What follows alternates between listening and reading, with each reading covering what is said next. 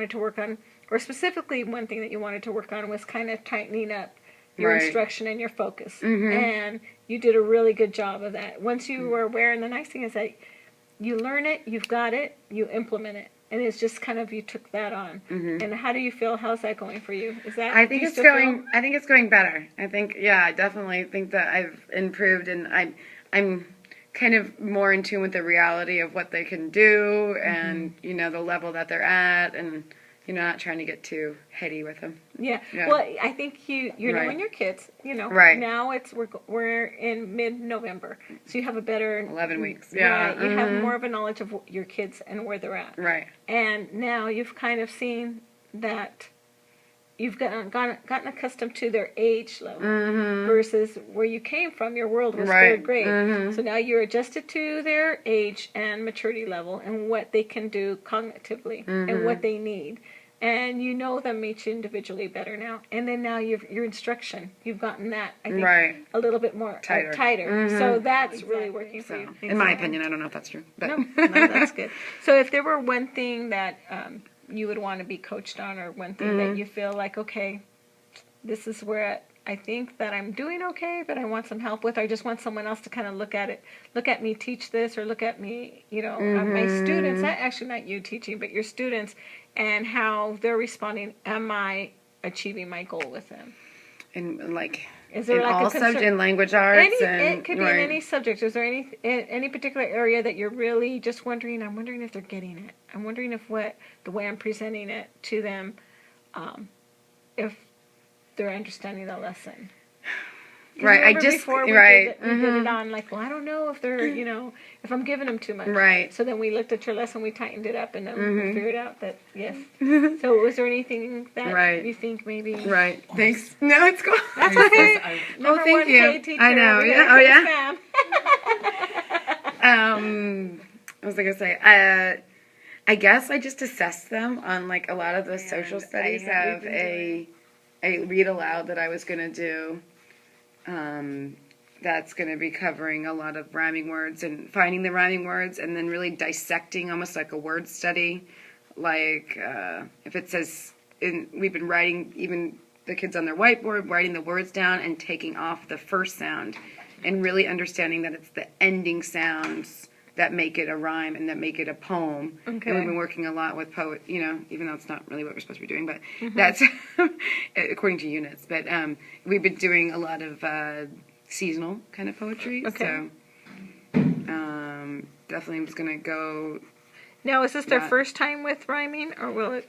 Have they seen it? They've seen it before. Yeah, definitely. But even how much they've seen it, a lot of kids, when I ask them specifically, what is the part in the word that's making it rhyme right now, they'll just point to random stuff. And so I want, my objective is to have them be like, it's these two letters are the same. It's ET here, it's ET here, but it's a B here, and it's a, it's a whatever to here. That's not the first sound. It's the second. These two sounds, the et. This is the et here and the et here, and that's why it rhymes. Because those two sounds are the same.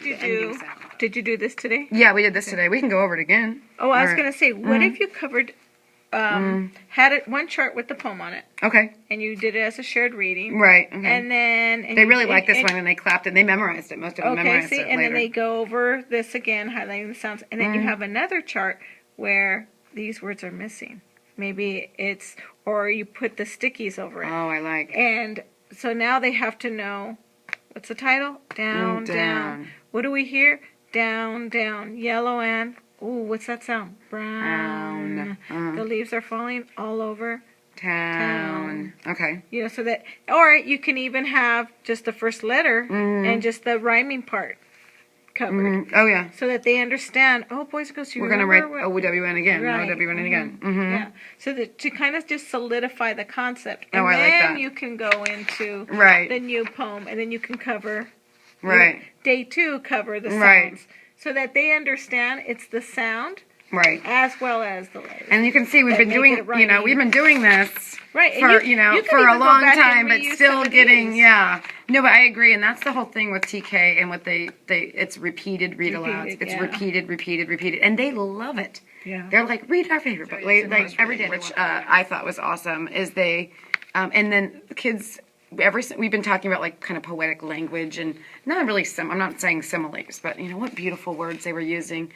And we were finding, you know, his fur was the color of breakfast toast. Oh, you know? I like that. Okay, and he's always there when I need him the most. So the breakfast toast, I go, oh, well, they didn't tell us what color that was, but what color is it? Oh, Yeah. brown, you know? Yeah. And so today I had a few students and something was falling down on the board. They said, it's falling down like a raindrop. So they made that connection. Yes, though. That I is know. awesome. And so they're starting to like. It's so cute. They're starting to really get like, you know, like get into fun with the language. How your kids yes. got into personification. Oh yeah, they're they so get into it. Into Right. it. If you're into it, then they're into it, right? If you make it fun, right? But I think I like the use of poetry. Oh yeah. In all grades, but right. especially in kinder and TK. Right. And I think you can do a lot of your close reading around poetry and hit your standards, hit what you're trying to do. So I think revisiting this poem would be awesome for tomorrow's lesson. Okay. Especially because your outcome right. is okay. for them to know, find, and dissect right. Rhyming sounds, and knowing that the ending sounds are what make the rhyme. Right. So revisiting it, first you're doing it just for fun and just like you would in a close okay. read. They're reading it for exposure, right? Right. Now you're taking them back to go deeper. And so by doing that and by covering up the rhyming sound and going back and having them, you know, just read it first right. with it like this. Cover up the rhyming sound, read it again, and see if they can still do it. And you trying to kind of not say it. And then read it again and asking them to add the letters that make that rhyming sound. So you're doing multiple reads. Right. Which is close reading. Yep. You're reading for a more directed purpose, which is your outcome, knowing that.